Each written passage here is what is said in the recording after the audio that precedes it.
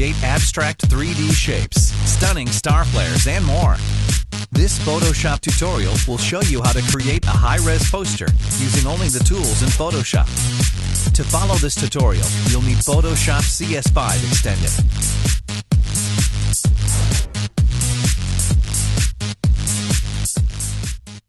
Start by creating a new tabloid-sized document. Go to File, New, select the US Paper preset, then choose Tabloid. We're going to start by creating the background. In the Layers palette, click on this button here, then choose Gradient Fill. Adjust the gradient settings like this. Reduce the opacity of this layer to 75%. Then create a new gradient adjustment layer. Adjust the settings like this.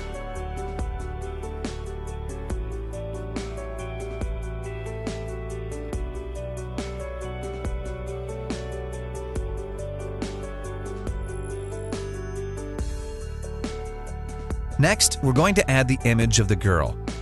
To place this image, go to File, Place.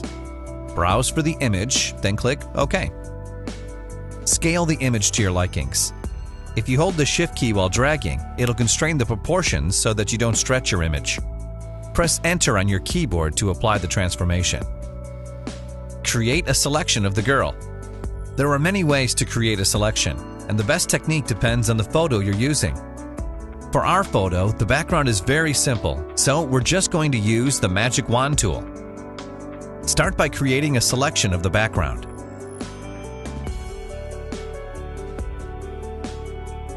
Next, choose Select, Inverse to inverse the selection. You should now have a selection of just the dancer.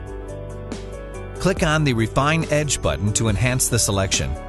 You can find this button in the option bar when you have any selection tool selected. If you look in the hair, you'll notice that the selection doesn't look very good. First, change the View mode to Overlay. Click on the Refine Radius tool button, then paint over the hair. Note that the Refine Radius tool is only available in Photoshop CS5 or newer. You can adjust your brush size by pressing the square bracket keys on your keyboard. This is what your selection should look like after you've painted over the hair. Click OK to apply the adjustments. In the Layers palette, click on the Add Layer Mask button. This will create a layer mask using the selection you just created. Now we're going to create the diagonal bar brush. Create a new layer by clicking on the Create a New Layer button in the Layers palette. Make sure this layer is positioned as the top layer so we can see what we're doing. Select the Rectangular Marquee tool, then create a selection similar to this. Fill the selected area with black. You can do this by going to Edit, Fill. Set the contents to black, then click OK. Now go to Edit, Transform, Skew. Drag the top middle input slider to the right so that it is skewed like this. Go to Edit, Transform, Rotate. Move your cursor outside the bounding box, then drag to rotate. If you hold the Shift key while rotating, it'll snap the rotation to 15-degree increments. Rotate it to something like this.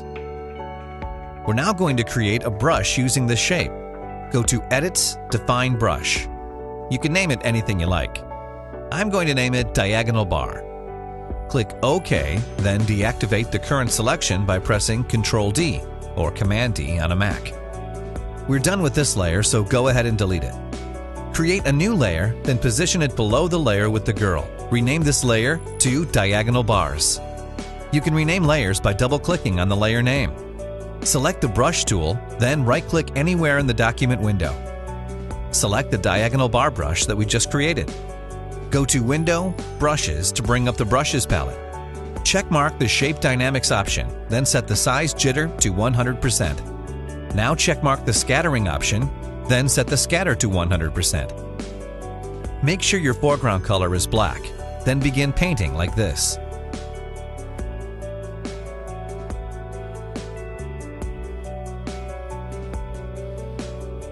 Now we're going to add a gradient to this layer. Right-click on the layer, then choose Blending Options. Select the gradient overlay style, then choose this gradient.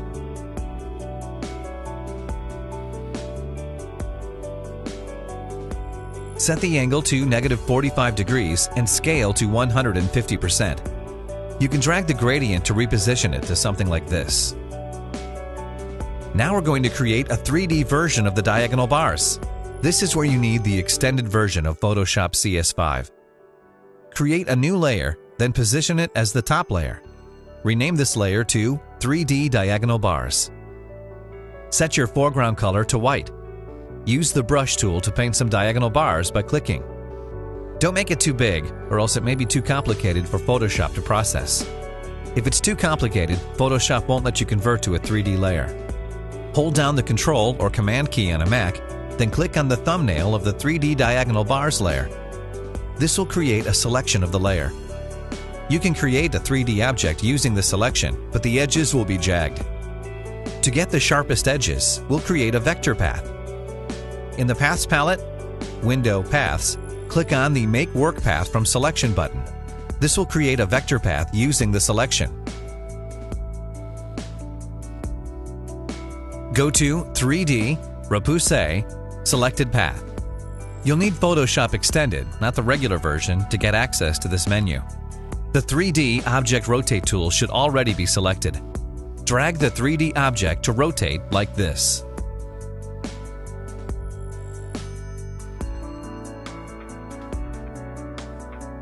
Set the lights to CAD Optimized, then adjust the depth to reduce the thickness.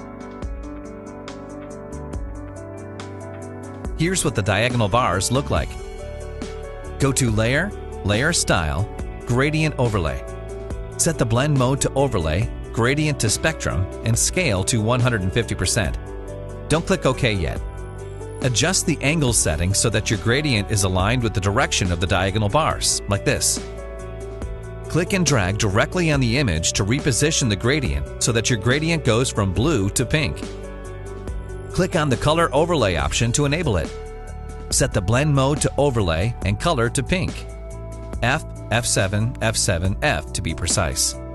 Click OK to apply the changes. Now we're going to rasterize the 3D object to speed up Photoshop's performance for the edits we'll be doing next. Before we rasterize the layer, set the render quality to Ray Traced Final. You can do this by going to Window, 3D to bring up the 3D palette, then changing the quality to Ray Traced Final. This will improve the edges of the 3D. You'll see a blue grid scanning across the image. This is Photoshop rendering the 3D scene and may take a few minutes or more before it starts to look good. You can stop it when the quality looks good enough. If you click or do anything inside Photoshop while it is rendering, the rendering will pause. To resume it, just go to 3D, Resume Progressive Render. After rendering, your 3D object should have sharp lines and smooth shading like this. Right-click on the layer, then choose Rasterize 3D. Position the layer below the girl. Press Ctrl-G or Command-G on a Mac. This will put the current layer into a group. While holding down the Alt or Option key on a Mac, drag the diagonal bars like this. Because you're holding down the Alt or Option key, Photoshop is duplicating the layer every time you drag. If you look in your Layers palette, you can see that you have a bunch of new layers inside the group you just made. Rename this group to 3D Diagonal Bars. Make sure you have the 3D Diagonal Bars group selected. Select the Move tool, then position the 3D Diagonal Bars to anywhere you like. Here's where I placed mine.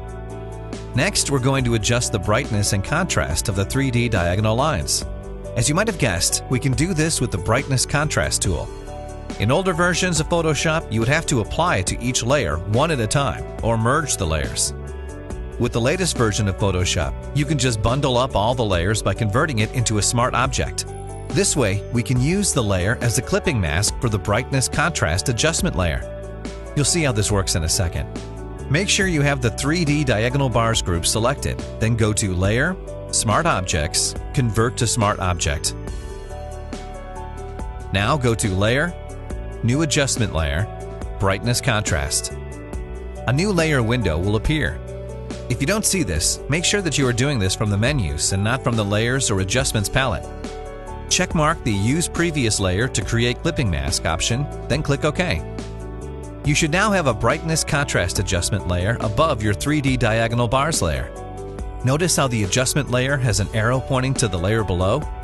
This means that it is only affecting the layer below. It does this by using that layer's transparency as a layer mask. In the brightness contrast settings, checkmark the Use Legacy option, then set the brightness and contrast to 50. If you don't see this, go to Window, Adjustments. Change the blending mode of this layer to Luminosity. This blending mode prevents the brightness contrast layer from altering the colors. Here's what the image looks like so far. Now we're going to create the interlaced circles.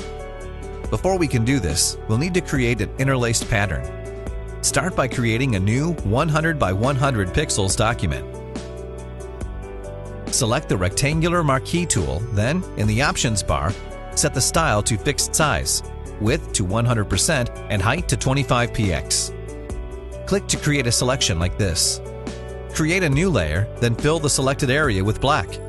You can do this by going to Edit, Fill, setting the contents to black, then clicking OK. Press Ctrl or Command-J to duplicate the layer. Go to Filter, Other, Offset. This is a filter very few people use, and it's great for moving objects precisely. We're going to move it by 50 pixels down, so set the vertical setting to +50, then click OK. Now we're going to rotate the image 45 using the Crop tool. Before we do this, go to the View menu and make sure that you have the Snap and Snap to Document Bounds option selected. Select the Crop tool, then create a crop area of the entire image. Rotate it by 45 degrees. As you drag, hold down the Shift key so that Photoshop rotates it in 15-degree increments. Drag the outer 4 handles towards the center. It should snap to the document edge. Go to Edit, Define Pattern. Set the name to Diagonal Interlace, then click OK. Now that we're done creating this pattern, close this file without saving and switch back to the original project. First, make sure you have the top layer selected. Now select the Ellipse tool, and in the Options bar, click on the Shape Layers button and set the style to Default Style, None. Click on the drop-down arrow to bring up the ellipse options, then select Circle. Start by drawing a circle somewhere where you want to add an interlaced circle. If you look in the Layers palette, you'll see that Photoshop created a new solid color layer as the top layer. Right-click on the layer, then choose Blending Options. Set the fill opacity to 0%. Select the Pattern Overlay layer style, then set the blend mode to Screen and Pattern to the diagonal interlace pattern we just created. Adjust the scale so that you get something like this. Click OK to apply the changes. Rename this layer to Interlaced Circles. Now select the Ellipse tool, then click on the Add to Shape Area button. This will let you add more circles to the vector mask. Draw a few more circles. If you make a mistake, just press Ctrl or Command-Z to undo, then try again. Create a few circles, but not so many, because we'll be adding more in a bit. Duplicate the Interlaced Circles layer by pressing Ctrl or Command-J, then move this layer below the layer of the girl. Add more circles just like what you did earlier. Make sure you have the vector mask of this layer selected, then use the Ellipse tool to add more circles. Reduce the opacity of the 2 Interlaced Circles layer slightly to give them some transparency. Now we're going to add some star filters to enhance the background. Create a new layer, then name this layer Star Filter. Position this layer above the 2 gradient fill layers. Change the blending mode to Screen, then fill this layer with black by going to Edit, Fill. Set the contents to black, then click OK. Select the Brush tool, then pick this hard round brush here. Adjust the brush size so that you get a brush about this size. You can change the brush size by pressing the left or right bracket keys on your keyboard. Go to Window, Brushes to bring up the brush palette. Enable the Shape Dynamics option, then set the size jitter to 100%. Next, enable the scattering option, then set the scatter to 1000%. Set your foreground color to whites, then paint in the areas where you want the star filter effect to appear. Duplicate the layer by pressing Ctrl or Command-J, then go to Filter, Blur, Motion Blur. Set the angle to 45 degrees, then zoom out of the preview area so that you can see what you're doing. Adjust the settings so that you get a motion blur like this, then click OK. Repeat this filter by pressing Ctrl or Command-F. If this doesn't work, you can also do this by going to Filter, Motion Blur. Select the other star filter layer, then go to Filter, Blur, Motion Blur. Set the angle to -45 degrees, then click OK. Repeat this filter by pressing Ctrl or Command F. Select one of the star filter layers, then hold down the Ctrl or Command key to select the other. Merge the layers by going to Layer, Merge Layers. Change the blend mode to Screen, then rename this layer back to Star Filter. We're going to sharpen it a bit. To do this, go to Filter, Sharpen, Unsharp Mask. Set the amount to 200%, then adjust the radius so that your star filter effect looks like this. Here's what the image looks like so far. Now we're going to add a circular wave graphic. Start by creating a new Photoshop document with a width and height of 10,000 pixels. Select the rectangular marquee tool, then set the style to fixed size, width to 100%, and height to 500 pixels. Create a selection like this. It should snap to the top edge. If it's not, go to View, Snap, and View Snap To, then enable Documents Bounds. Create a new layer, then fill it with black. Go to Edit, Free Transform. Click on this button here, then set the Y-axis to 1000 pixels. Press Enter on your keyboard to apply the changes. Go to Edit, step backwards to undo the move. Now press Ctrl, Alt, Shift, and T. If you're on a Mac, you would hold down the Command, Option, Shift, and T. Press this 9 times and it'll duplicate the bars like this. Press Ctrl or Command D to deselect the selection. Go to Filter, Distort, Polar Coordinates. Set the mode to Rectangular to Polar, then click OK. Go to Select All to make a selection of the entire document. Then press Ctrl or Command C to copy. Switch back to the other document, then press Ctrl or Command V to paste. You can close the other Photoshop document without saving. Zoom out, then go to Edit, Transform, Skew. Drag the top right handle towards the left, like this. Next, go to Edit, Transform, Scale. Drag the bottom right handle to the bottom right corner of the Photoshop document. Rotate, position, and scale the circle like this.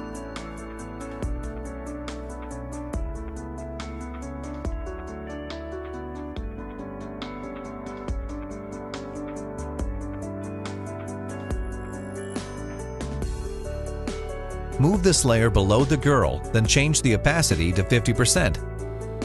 Go to Layer, Layer Style, Gradient Overlay. Set the gradient to Spectrum, Angle to 90 degrees, and Scale to 150%. Next, reposition the gradient to something like this. Add a layer mask to the current layer by going to Layer, Layer Mask, Reveal All. Select the Gradient tool, then in the option bar, set the settings like shown. Create a gradient from the top to bottom like this. Rename the layer to Radial Circle. We're almost done. To finish this poster, we're going to add a star flare to each side of the headphone. Start by creating a new layer and positioning it as the top layer. Name this layer Star Flare. Fill this layer with black. Go to Filter, Render, Lens Flare. Set the brightness to 100% and choose Movie Prime as the lens type. Position the lens flare in the middle like this. Click OK. Next, go to Filter, Blur, Gaussian Blur. Adjust the radius so that the blue line disappears. Now go to Edit, Free Transform.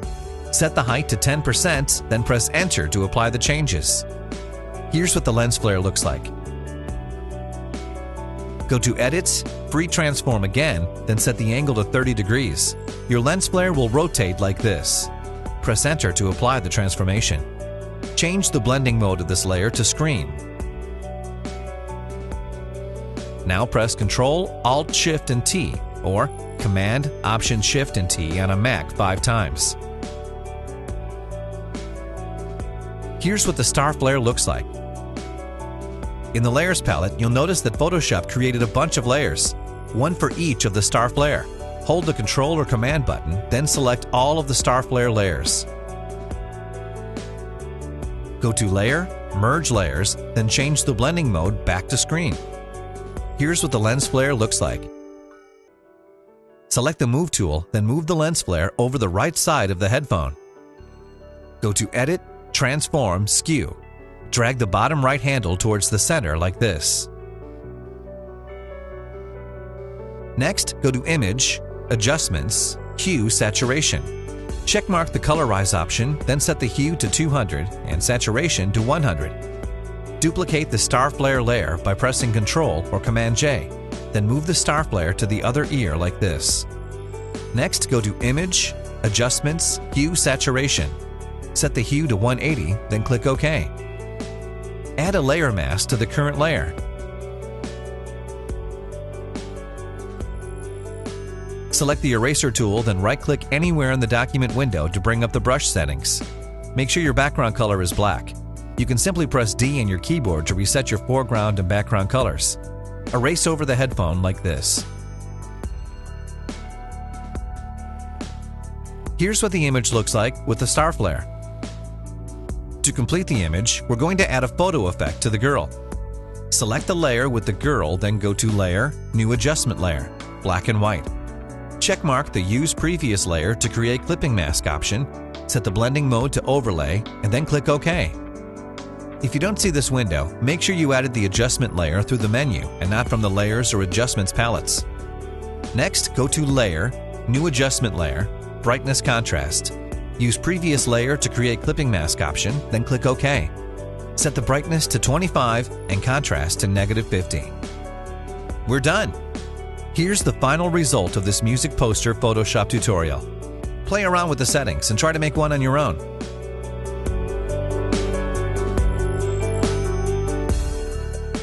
Here's another example of what can be done by varying this Photoshop tutorial a bit.